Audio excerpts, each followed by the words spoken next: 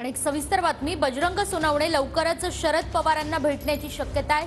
बजरंग सोनवणे सध्या अजित पवारांच्या राष्ट्रवादीत आहेत आणि शरद पवार गटाकडून बजरंग सोनवणे हे पंकजा मुंडेंना आव्हान देणार असल्याची चर्चा आहे। बजरंग सोनवणेंच्या कार्यकर्त्यांची सध्या बैठक सुरू आहे। अधिक माहिती आपण घेऊयात आपले प्रतिनिधी महेंद्र मुधोळ यांच्याकडून। महेंद्र, काय अधिक माहिती?